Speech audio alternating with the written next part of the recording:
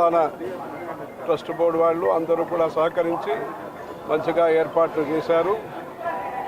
మన ధర్మము, సనాతన హైందవ ధర్మము ఈ దేశంలో ఉండే అందరికీ కూడా మంచిది కోరుకుంటుంది.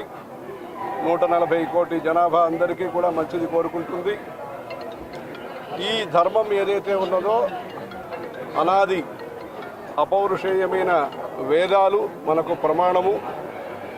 ఈ వేదాలే మనకు జీవిత పద్ధతిని నేర్పిస్తుంది. లైఫ్ స్టైల్ అని ఏది ఉంటుందో మనిషి ఎలా ఉండాలి, ఎలా ఉండకూడదు అని ఆచరణాన్ని మన సనాతన హైందవ ధర్మం మనకు నేర్పిస్తుంది.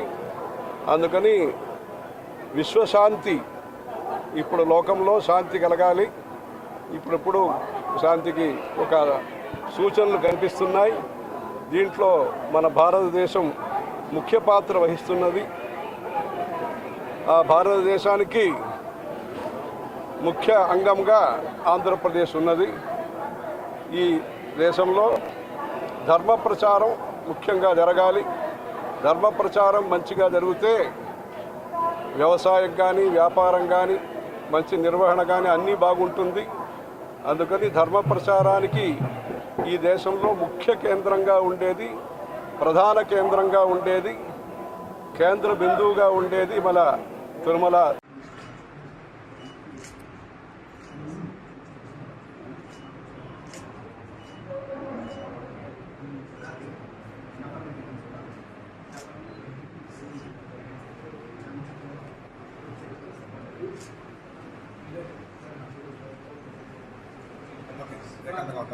మాట్లాడుకోవాలంటే ఏదో మంచిగా